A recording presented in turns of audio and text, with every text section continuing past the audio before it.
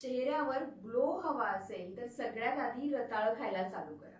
आपण बऱ्याच अंशी उन्हात फिरतो, कडक उन्हामध्ये काम करतो आणि हे उन्हात फिरल्यामुळे चेहऱ्यावर बारीकशा लाईन्स यायला चालू होतात, सुरकुत्या यायला चालू होतात, काही प्रमाणात चेहऱ्यावर काळे डाग सुद्धा यायला चालू होतात। तर अशामध्ये रताळं खाल्ल्यामुळे म्हणजे खूप छान फरक पडतो, सुरकुत्या आणि या सगळ्या गोष्टींसाठी चांगली मदत होते। दुसरं म्हटलं तर आवळा हा शरीरासाठी, आवळा हा त्वचेसाठी खूप छान मदत करतो। आवळ्याला आयुर्वेदामध्ये रसायन मानलं जातं आणि रसायन चिकित्सा ही आयुर्वेदामध्ये यंगत्व टिकवून ठेवते, तारुण्य टिकवून ठेवते, स्किन चांगली राहते। आवळ्याचा ज्यूस करून तुम्ही पिऊ शकता, कच्चा आवळा तुम्ही खाऊ शकता।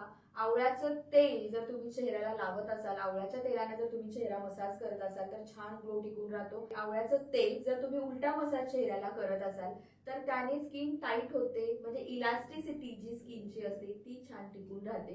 त्यामुळे आवळ्याच्या तेलाने जर तुम्ही पूर्ण चेहऱ्याला उलटा मसाज करत असाल तर सुरकुत्या निघून जातात।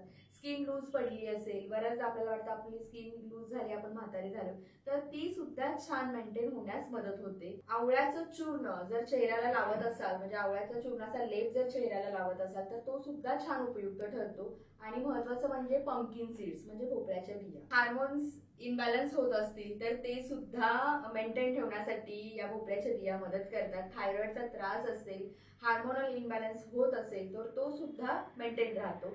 आणि महत्वाचं म्हणजे शरीराला, त्वचेला ताकद देण्यासाठी या बिया खूप छान प्रकारे मदत करतात। आपली त्वचा ही 7 लेअर पासून बनलेली असते आणि तिला ताकद देण्याचं काम या पंपकिन सीड्स करत असतात। आणि महत्वाचं म्हटलं तर गाईचं तूप जर चेहऱ्याला लावत असाल, गाईच्या तुपाने जर चेहऱ्याला हलकासा मसाज करत असाल तर चेहरा छान तजेलदार होतो आणि छान टवटवीत दिसायला लागतो, छान ग्लो येतो चेहऱ्याला आणि अगदी टुकटुकीत दिसायला चालू होतो। त्यामुळे या स्टेप्स तर तुम्ही फॉलो कराच।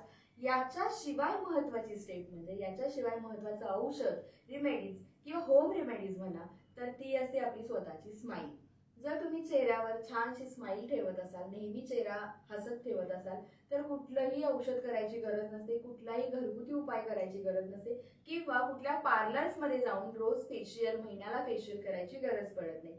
ही स्माईल टिकवून ठेवा, कधी काही वाटल्यास घरगुती उपाय करा आणि अगदीच हे काहीही करायला जमत नसेल तर आमचा नंबर खाली दिलेला असतो, त्याच्यावर फोन करा।